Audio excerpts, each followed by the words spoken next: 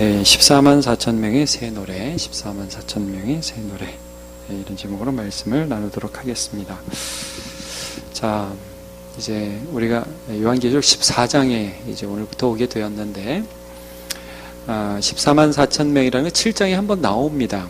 이제 그 14만 4천이라는 숫자가 오늘 다시 나오는데, 이제 뭐 이단들은 이 14만 4천 나오면 맨날 뭐 요 정도 숫자만 구원받는다 이렇게 얘기를 많이 하죠. 근데 이제 이게 어떤 의미인지, 교회로서 어떤 의미인지 이제 오늘 좀 살펴보도록 하겠습니다. 자, 먼저 오늘 그 내용을 간단하게 말씀드리면, 여러분 너무 간단합니다. 그냥 요한이 딱 봤어요. 보니까 시온산에 어린 양이 서 계세요. 어린 양이 딱 서 계세요. 뭐 어린 양 여러 번 나오잖아요. 보좌에 앉으신 그 아버지 하나님 앞에 그 어린 양. 어린 양이 시온산에 딱 서 계신데 그 옆에 14만 4천이라는 하나님 백성이 딱 서 있는 거예요. 천상을 보는 거죠. 근데 그 사람들이 노래를 불러요. 근데 노래소리가 처음에는 이게 노래인지 모르죠. 2절에 여러분 보시면 이게 소리가 많은 물소리와 같다. 얼마나 기쁘게 크게 소리가 나는지. 그 다음에 큰 우레소리와도 같다. 이게 그냥 소리가 아니에요. 엄청난 소리. 막 크게 나는 소리가 나는데, 잘 들어보니까 또 검은 고 타는 소리 같아요. 음악이 나요. 3절 보면 그 보좌 앞과 네 생물과 장로들 앞에서 이제 요한 사도가 4장 5장에 보면 보좌 앞 환상을 보지 않습니까? 그 하늘 보좌 앞에서 속량함을 받은 14만 4천이 노래를 부르는 거예요. 그러니까 이게 지금 보는 요한이 보는 환상의 다입니다. 근데 그 사람들이 어떤 사람이냐? 이렇게 해석이 나오잖아요. 이 사람들은 4절, 5절에 네 가지 특징이 나와요. 여자들과 더불어 더럽히지 아니하고 순결한 자, 그 다음에 어린 양이 어디로 인도하든지 따라가는 자, 사람 가운데 속량을 받아 처음 읽은 열매로 하나님과 어린 양에 속한 자, 그 다음에 거짓말이 없고 흠이 없는 자, 네 가지 특징이 나오죠. 그러니까 지금 이 14장에 나오는 이 말씀은 시온산, 보좌, 이게 동시에 오버랩되면서 거기에서 큰 노래를 부르는, 승리의 노래를 부르는 14만 4천 명에 대한 묘사다. 그리고 그 사람이 도대체 어떤 사람이냐에 대한 묘사다 하는 것을 말씀해 주고 있어요. 근데 자, 여러분 1절을 한번 보시죠. 오늘 1절 한번 보세요. 1절에 보면 같이 한번 읽어볼까요? 시작. 내가 보니 보라, 어린 양이 시온산에 섰고 그와 함께 14만 4천이 서 있는데 그들의 이마에는 어린 양의 이름과 그 아버지의 이름을 쓴 것이 있더라. 그러죠? 그러니까 이 14만 4천의 특징은 뭐예요? 이마에 두 가지가 있어요. 하나는 어린 양의 이름, 또 아버지의 이름. 이게 두 가지, 그 아버지의 이름을 쓴 것이 이마에 있었다. 우리 7장에는 인을 쳤다, 그렇게 얘기하죠. 조금 이따 다시 한번 살펴보겠지만, 여러분 이게 문맥 속에서 살펴봐야 됩니다. 이게 뭐와 대조가 되느냐 하면, 여러분 바로 그 앞절을 보세요. 바로 그 앞 13장 17절 18절 두 절을 한번 보세요. 16절부터 볼게요. 자, 그가 모든 자 곧 작은 자나 큰 자나 부자나 가난한 자나 자유인이나 종들이나 그 오른손이나 이마에 표를 받게 하죠. 표. 그리고 누구든지 이 표를 가진 자 외에는 매매를 못하게 하니 이 표는 곧 짐승의 이름이나 그 이름의 수라. 자, 재밌죠? 짐승의 이름이나 그 이름의 수. 이런 걸 어디다 받아요? 네, 오른손이나 이마에 받아요. 자, 지혜가 여기 쓴 18절, 지혜가 여기 쓴 총명자는 그 짐승의 수를 세어보라. 그것은 사람의 수니 그의 수는 666이니라. 지금 이 13장과 14장이 어떻게 대조가 되는지 여러분 좀 아시겠죠? 좀 약간 제가 설명을 좀 할게요. 이 666이라는 건 뭐 세상 사람들은 이게 뭐 바코드다 뭐, 지난주에 정지용 목사님 이거 설교하셨거든요. 제가 지난주에 수련회는 갔다 왔지만 아까 인터넷으로 정지용 목사님 설교하신 것도 공부하고 나왔습니다. 저도 듣고 왔습니다. 근데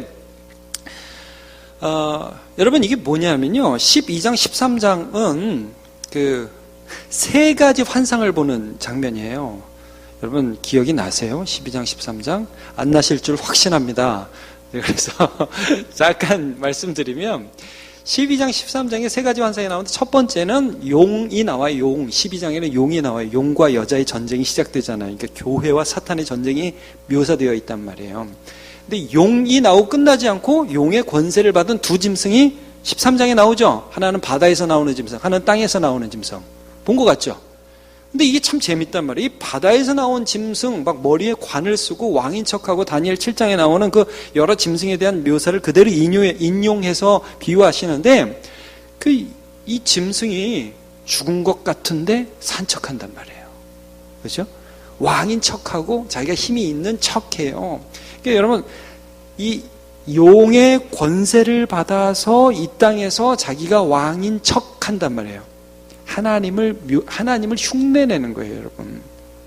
자, 그 다음에 땅에서 나온 짐승도 계속해서 용의 권세를 받아서 뭔가 자기가 힘이 있는 척 한단 말이에요. 그래서 여러분, 이 용, 바다에서 난 짐승, 땅에서 나온 짐승, 이거는 삼위일체 하나님, 성부, 성자, 성령을 흉내내는 사탄의 특징이에요. 자기가 왕인 척 한단 말이에요. 하나님은 완전해요. 완전하신 하나님은 늘 7가지 재앙으로 이 세상을 치셨죠. 7이 완전수예요. 7뼈를 쥐고 계시고 7 금초대를 써요. 그러니까 완전하신 하나님을 모방해요. 항상 흉내내요. 그런데 불완전해요. 그래서 6이에요. 6. 사탄의 수는 그래서 6이라는 상징수지 무슨 뭐 바코드다, 뭐 베리칩이다, 그렇게 보긴 좀 힘듭니다. 근데 여기서 중요한 게 뭐냐면 이런 거예요. 사탄이 자기가 하나님이라고 하고 자기를 숭배하라고 자기를 따르지 않으면 너네는 살 수 없다고 협박하면서 이 세상을 공격할 거라는 거예요. 그것이 그 당시에는 2000년 전에는 로마가 황제 숭배를 강요했잖아요. 그러니까 말하자면 황제가 짐승 같은 존재인 거예요. 나를 숭배를 거짓 선지자들, 이 땅에서 올라온 짐승은 거짓 선지자를 말씀한다고 지난주에 분명히 배우셨죠? 그렇다고 말씀해 주세요. 제가 인터넷 보니까 분명히 정주영 목사님 얘기했어요. 자, 땅에서 올라온 이 짐승은 거짓 선지자란 말이에요. 그러니까 이 황제 숭배라든지 뭐 그 황제 숭배를 따르라고 하는 거짓 그런 선지자들, 오늘날로 얘기하면 뭐 만몬을 숭배하고 또 그것들을 숭배하는 거짓 선지자들이 나타나는, 적그리스도와 거짓 선지자들이 나타나고 그 배후에는 사탄이 준 권세들이 있다는 거죠. 666 짐승이 자기가 하나님인 척하면서 자기를 숭배하려는 숫자들이 이 상징하는 표를 이마와 오른손에 주면서 너 나 따라와, 안 따라오면 죽어, 이러면서 우리를 협박해요. 그게 13장이었어요. 그럼 여러분 14장이 어떻게 시작해야 돼요? 그런 협박의 짐승의 표를 안 받으면 너네 죽는다. 그랬으니까 성도들이 모두 무릎을 꿇었더라. 그렇게 시작해야 되잖아요. 14장이. 그렇잖아요. 그렇다고 해주세요. 네, 고맙습니다. 근데 시작이 짐승의 표를 받은 사람이 아니라 이마에 하나님의 이름과 그 어린 양의 이름이 있는 사람들로 시작해요. 그리고 그 사람들이 궁극적으로 천국에 올라가기까지 승리하였다. 오늘 이 내용입니다. 아주 간단합니다. 이게 여러분, 요한계시록 항상 교회에 대한 관심을 말씀드린다고 그랬죠. 교회가 어떻게 이러한 세상의 협박과 사탄의 공격 속에서도 궁극적으로 승리할 것인가, 이 부분이에요. 그럼 여러분, 이 교회가 승리한다, 14만 4천이 승리한다는 이 부분들은 이렇게 보셔야 돼요. 우리가 이 세상에 사탄을 힘으로 대적해서 결국 우리는 사탄을 이기고야 만다가 아니라 하나님께서 우리를 부르셔서 인치시고 그의 이름과 예수 아는 이름을 여러분 이마에 뒀다는 게 도대체 뭐예요? 하나님이 우리를 그렇게 하나님이 인치셔서 도장만 꾹 찍고 이제 내가 책임질게, 우리 속에서 그렇게 막 인치했다는 게 어떤 형식적인 것으로 끝난 게 아니라 관계를 맺기 시작했다는 거예요. 자, 관계를. 자, 여러분 7장으로 한번 가보시죠.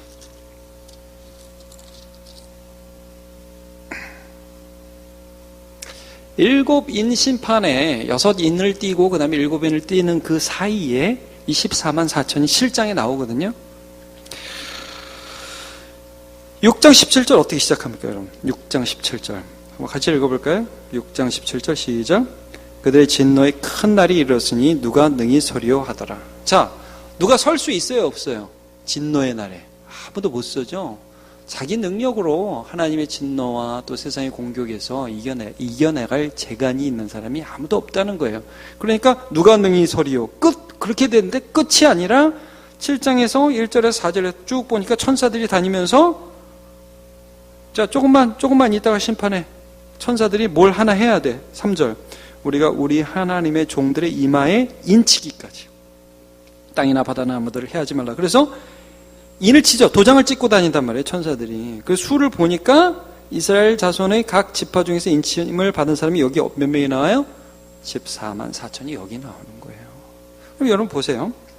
하나님이 하나님의 백성들을 이렇게 건져요. 14만 4천이라는 게 여기 이제 7장 5절부터 쭉 보시면 이스라엘이 그 12지파 12,000명씩 이렇게 쭉 하시는데 이건 완전한 그 하나님의 백성들을 상징하죠.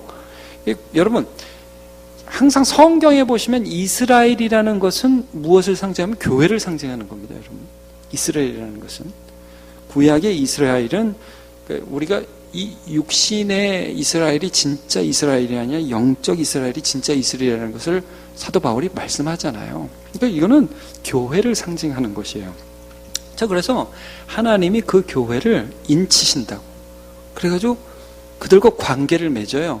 근데 이 요한계시록 7장은 참 재밌는 게 이 14만 4천의 그 인침받은 하나님이 보호하시는 이 땅의 전투적인 교회가 나중에 어떻게 천상적인 교회로까지 변화되어서 하나님이 시작하신 그 14만 4천이 어떻게 완성되는지가 바로 나와요. 여러분 그래서 9절에 이렇게 나오죠. 9절 한번 보세요. 7장 9절. 같이 한번 읽어보실래요? 시작.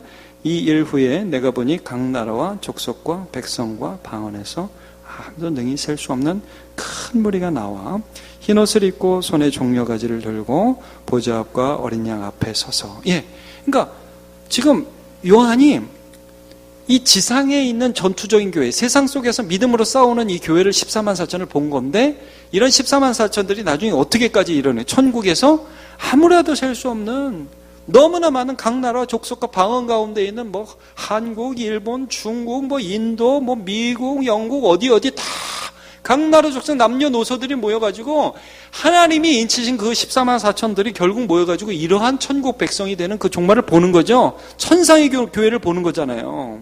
자, 이것들이 7장이 이렇게 연속적으로 하늘과 이 땅과 하늘을 쫙 교회를 함께 보는 거예요.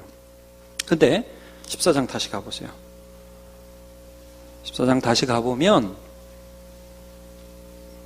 지금 이 요한 사도가 보고 있는 이 장면은 사실 하늘이에요. 그렇죠? 하늘이에요, 여러분. 자, 히브리서 그 한번 좀 뒤쪽에 있는데 PPT 히브리서 12장 22절을 한번 보여주세요. 좀 전에 본 거 봐. 자, 보세요. 히브리서 12장 22절에 우리 믿는 사람들이 이른 곳이 어딘지를 말씀해요. 그러나 너희가 이 이른 곳은 시온산이라고 말씀하죠. 여러분 오늘 본문에 이 백성들이 보고 이 요한이 보는 산이 어디라고 나와요? 시온산. 시온산은요 하나님의 승리의 도성이에요. 자, 너희가 이른 시온산, 살아계신 하나님의 도성인 하늘의 예루살렘 천만 천사와. 그거 같이 다시 보여주세요. 히브리서 12장 22절 같이 한번 읽어볼게요. 시작. 그러나 너희가 이런 곳은 시온산과 살아계신 하나님의 도성인 하늘의 예루살렘과 천만 천사와 하늘에 기록된 장자들의 모임과 교회와 만민의 심판자이신 하나님과 및 온전하게 된 의인들의 영들과, 예, 그렇게 되어 있죠. 14절도 새 언약의 중보자이신 예수와 및 아벨의 피보다 더 나은 것을 말하는 뿌린 피니라. 아멘. 그러니까 우리가 구원받았다는 것은요 그런 하나님의 도성에, 영구한 도성에 이미 이르렀고 또 나중에 완전히 이룰 것이라는 것을 말씀해 주고 있거든요. 그러니까 하나님이요 우리를 교회로 불렀다는 것은 여러분 이런 의미가 있어요. 지금 요한계시록이 하나님이 교회를 불렀다는 것을 맨 처음 이 땅에서의 고난당하는 모습도 보여주고, 그 다음에 이 땅의 고난을 다 이기고 나서 하늘의 하나님 앞에서 얼마나 기쁘게 찬양할까, 그것까지 보여주는 거예요. 마치 이런 거죠. 여러분, 우리의 모습을 좀 생각해 보세요. 어릴 때 우리 기억나십니까? 어릴 때? 막 코 흘리면서. 우리 집사님들, 권사님들, 장로님들 옛날에 초등학교 다닐 때는 손수건 꽂고, 제가 생각할 때 저 어릴 때만 해도 콧물 질질 흘리면서 애들이요 막 진짜 옷이 없잖아요. 늘 코를 이렇게 닦으니까 뭐 여기 이렇게 뭐 이렇게 번들번들 하기도 하고, 그 뭐 이게 바지는 뭐 구멍 뚫려 있고 그렇게 다녔어요. 요즘 뭐 다 나이키, 뭐 나이스도 없어요. 요즘에는. 옛날에 나이스, 아디도스 이런 거 많은데 요즘엔 별로 그런 것도 안 보여요. 근데 자, 이런 모습도 우리의 모습이죠. 이런 모습도 우리의 모습이고 오늘의 모습도 우리의 모습이에요. 그리고 우리가 죽을 때의 모습도 우리의 모습이란 말이에요. 이거를 쫙 보여주시는 거예요. 전투적인 이 세상에서의 14만 4천과 그리고 이 믿음을 시작하신 하나님이 완전히 이 믿음의 승리를 이루어내는 14만 4천까지 함께 보여주는 거예요. 그게 7장에서는 14만 4천과 흰옷을 입은 아무라도 셀 수 없는 큰 무리로 이렇게 오버랩돼서 보여줬다면, 오늘은 그 천상에 있는 14만 4천을 보여주시는 거예요. 이해가 가시겠어요? 네. 갑자기 눈을 아래로 내리까시면 제가 어떻게 합니까? 이걸 보여주시는 거예요. 자, 여러분, 우리의 승리는 우리 자신에게 있지 않고 하나님께 있습니다. 자, 이걸 지금 말씀해요. 하나님이 시작하셨다는, 하나님이 인치셨고 하나님이 관계를 가지셨다는 거예요. 사탄이 그걸 흉내내요. 야, 너 내 거야 인마, 666 받아, 이러면서 사탄이 흉내낸다고요. 그럼 죄다 그거 받겠다고 가요.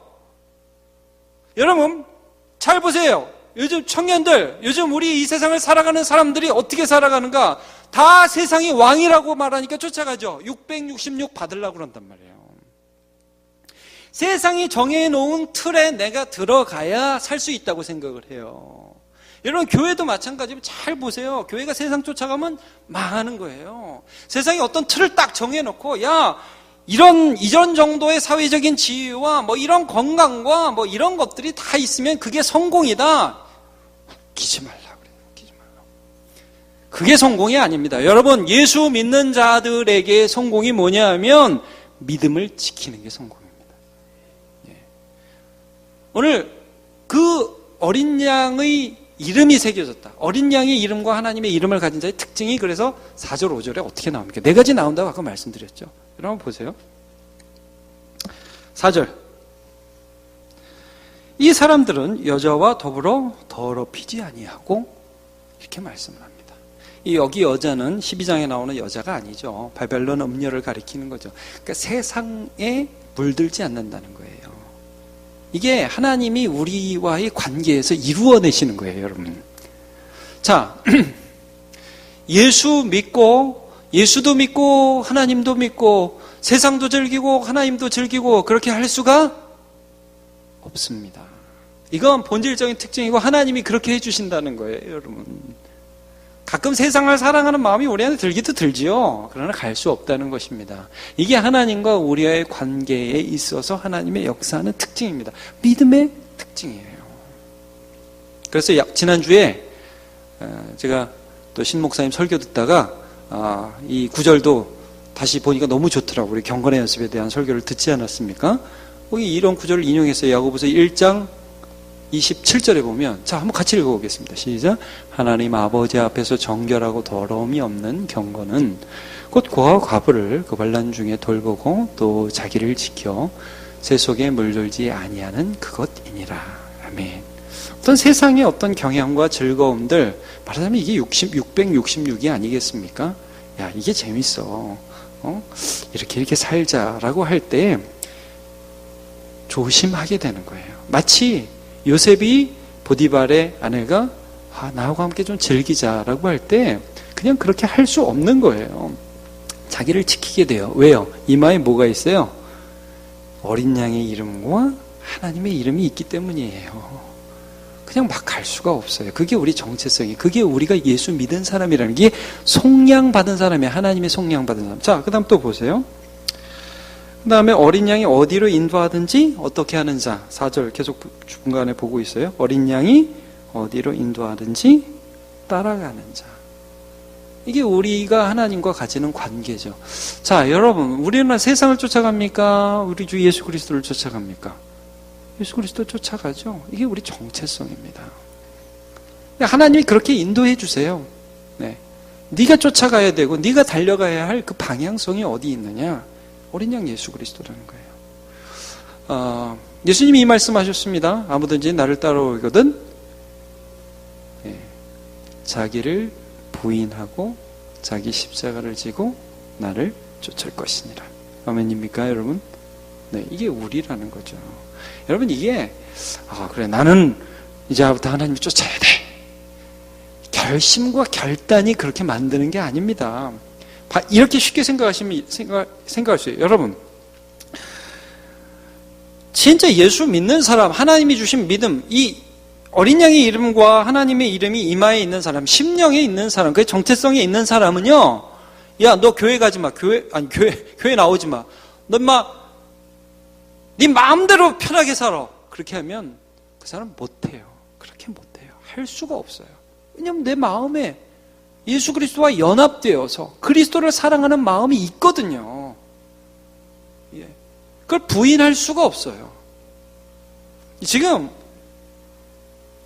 천상의 14만 4천이 되기까지 하나님께서 어떻게 그들의 삶을 인도하셨던가를 보는 것입니다. 자, 또 보죠.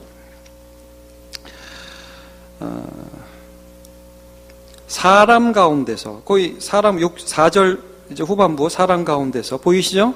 사람 가운데서 속량함을 받아. 여러분, 속량은 항상 사는 겁니다. 사는 거. 사서 주님의 것 삼는 거. 속량을 받아서 처음 익은 열매. 처음 익었다는 말씀은 뭐 이렇게 여러 가지로 뭐 해석들을 하더라고요. 그 당시에 구원받은 사람이라는 해석도 하고. 어쨌든 이 열매라는 단어는 하나님께서 그들을 구원해내신 하나님의 역사의 결과라는 뜻이에요. 자, 처음 익은 열매로 하나님과 어린 양께 속한 자들이다. 여러분, 우리는 누구 소속? 하나님과 어린 양 소속.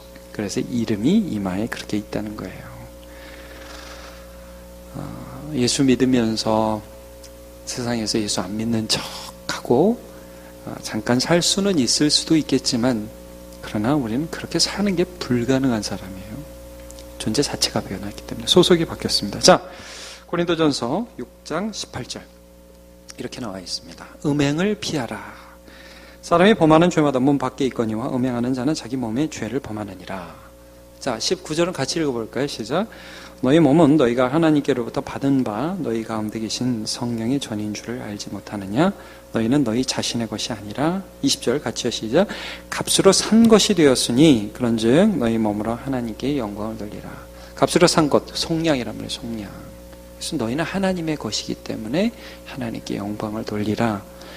이게 하나님이 우리를 인도해 가시는 그런 방법입니다. 하나님과 관계를 맺으셔요. 요한복음 15장에 보면 나는 포도나무, 너희는 가지. 가지가 나무에 붙어 있으면 열매를 맺는다 이거죠. 예. 그러니까 예수 그리스도의 것이기 때문에 예수 그리스도께서 주시는 능력이 나의 삶에 나타나게 돼요. 그게 우리예요. 그게 우리. 그래서 하나님이 여러분 이런 거, 우리가 어려움을 당해 실패를 해요. 고난을 당해요. 그래도 그것까지 사용해서 하나님이 우리를 인도해 가십니다. 예. 자, 요거 우리 다 보고 좀 그 내용을 하겠습니다. 5절. 그 입에 거짓말이 없고 흠이 없는 자들이더라. 이렇게 나오죠? 이게 뭡니까? 거짓말을 우리가 전혀 안 한다? 아니죠. 여기서 거짓말이 없고 흠이 없다는 것은 이 계시록에 보면 계속 거짓 증거에 대한 말씀이나 신앙에 대한 부인들, 예수 그리스도에 대한 부인, 이런 거 하지 않는다는 거예요. 예. 그래서 진실하게 주님을 믿으면서 이 길을 걸어간다라는 말씀을 해주고 있어요. 이 모든 것들이 내가 나의 믿음과 나의 열정과 나의 대단함으로 이루어가는 것이 아니라 하나님이 내 속에서 이루어 가시는 것이다. 말씀해주고 있어요.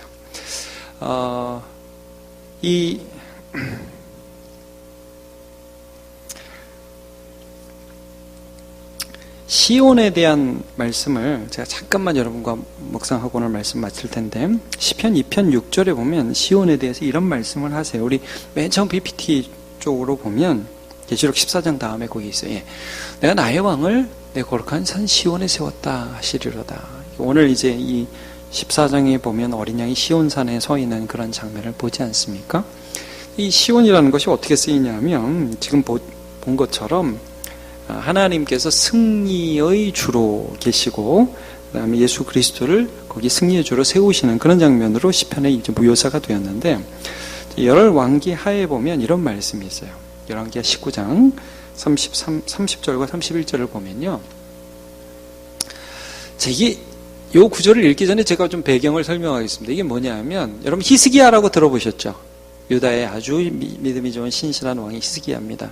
근데 아수르가 쳐들어왔어요. 아수르의 침공으로 북이스라엘 멸망했고, 남유다도 이제 풍전등화처럼 이 아수르 때문에 곧 죽게 되었고 곧 멸망하게 되었는데, 이제 막 그 성을 에워싸고 있는데 히스기야가 기도한 거죠. 하나님 우리 좀 살려주세요. 아수르가 하나님을 모독합니다. 그랬더니 하나님이 이사야를 통해서 이제 말씀을 줘요. 승리에 대한 그 예언의 말씀을 주시는 과정에서, 그래 아수르 내가 물리쳐 줄게 하면서 이런 말씀을 하세요. 그런 이사야의 하나님의 대언자로서의 말씀이 이렇게 기록되어 있는 거예요. 자, 유다 족속 중에서 피하고 남은 자, 이 남은 자라는 말씀을 여러분 유의 깊게 보세요. 유다 족속 중에서 피하고 남은 자는 다시 아래로 뿌리를 내리고 위로 열매를 맺을지라. 물론 이 말씀은 아수르라든지 여러 외부의 공격으로부터 어떤 자가 남을 것이라는 말씀도 되지만, 그러나 이런 그 세상의 세속적 가치관과 그 다음에 하나님을 배역하는 이러한 그 세상의 분위기 가운데에서 믿음을 지켜서 남은 자들이 나올 것이라는 그런 약속의 말씀을 갑자기 주세요, 여러분. 히스기야에게 주는 이 말씀 가운데 좀 생뚱맞은 이 말씀을 하세요. 그러면서 31절을 보면, 남은 자는 예루살렘으로에서부터 나올 것이요 피하는 자는 시온산에서부터 나오리니. 다시 시온산 이렇게 말씀하면서 여호와의 열심히 이 일을 이루리라 하셨느니라. 그러니까 지금 뭐냐면요, 도저히 믿음을 지킬 수 없는 세상적인 환경과 위협 가운데서도 하나님께서 믿음의 사람들을 지켜내시겠다는 말씀이에요. 그게 남은 자예요, 남은 자. 그래서 하나님이 이런 세상 가운데서도 하나님을 진심으로 믿고 하나님을 신뢰하고 믿음으로 어린 양을 따라가고 내 소속이 하나님이라는 것을 믿고 그 다음에 하나님을 신뢰하며 걸어가는 하나님의 백성들을 만들어내서 이게 전투적인 14만 4천의 이 땅의 교회로도 보이고, 그 다음에 영원한 하나님의 나라 거기에 가기까지, 이 남은 자까지 하나님이 만들어 가시겠다. 그 과정에서 실패도 있고 어려움도 있고 실망도 있는데 하나님이 그것까지 다 사용해서 예수 그리스도의 사람으로 만들어 주시겠다, 이 말씀입니다. 여러분 한번 잘 돌아보세요. 인생에 실패가 있어서 믿음이 없어졌습니까? 더 믿음이 굳어졌습니까? 여러분, 이마에 하나님의 이름과 예수의 이름이 있는 사람은 실패를 통해서 잠깐 좌절은 하지만 그 실패 때문에 더 하나님을 믿게 돼요. 더 하나님을 알게 됩니다. 그러면서 어떤 걸 고백하게 되냐면, 하나님이 내 인생 쥐고 계시는구나. 하나님이 내 인생 이끌어 가시는구나. 그래서 우리가 마지막에, 여러분 우리가 이 14만 4천이 돼서 나중에 천국에서 또 이 노래 부를 거거든요. 승리의 노래를 부를 거거든요. 근데 하나님이 참 이 모든 것들을 이루셨다고 고백하게 될 줄로 믿습니다. 그래요. 오늘 우리가 함께 나눈 말씀 14만 4천의 노래, 우리의 노래이기도 하고요, 하나님께서 이루실 일이기도 합니다. 자, 마지막으로 성경 한 구절 보고 완전 마무리하겠습니다. 자, 로마서 8장 이거 찾아봅시다, 같이.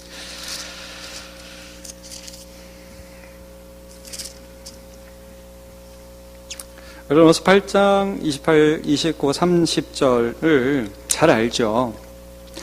28절 너무 유명합니다. 로마서 8장 28절. 자, 우리가 알거니와 하나님을 사랑하는 자 곧 그 뜻대로 부르심을 입은 자들에게 모든 것이 합력하여 선을 이루느니라. 자, 우리는 하나님을 사랑해요. 그런데 하나님이 우리를 불렀어요. 하나님이 인쳤어요. 근데 우리 마음에 그 하나님을 사랑하는 마음이 나타나요. 자, 그것이 어떻게 나타나느냐? 어떤 방식으로? 29절. 하나님의 입장에서 보시는 거예요. 하나님의 입장에서. 그러니까 우리는 그 하나님을 사랑하는 것으로 나타나요. 그 우리 쪽에서 하나님을 믿는다고 생각을 해요. 근데 사실은 하나님이 우리를 불러주신 거예요. 자, 29절. 하나님이 우리를 미리 아셨대요. 하나님 미리 하신 자들을 또한 그 아들의 형상을 본받게 하기 위해 미리 정하셨어요. 이는 그렇게 많은 형제 중에서 맏아들이 되게 하려 하심이니라. 우리 예수님이 우리 큰형님, 큰오빠라고 그랬죠. 제가 많이 말씀드렸죠. 자, 30절. 우리 같이 읽어보죠. 시작. 또 미리 정하신 그들을 또한 부르시고, 부르신 그들을 또한 의롭다 하시고, 의롭다 하신 그들을 또한 영화롭게 하셨느니라. 아멘. 네. 하나님이 이 일을 하고야 마신다. 이것들을 말씀해 주고 있는 것입니다. 여러분, 믿음의 여정을 가실 때에 하나님의 선하심을 붙들고 하나님의 완성하실 구원을 바라보고, 여기 나오는 것처럼 우리 좀 전에 4개 봤죠?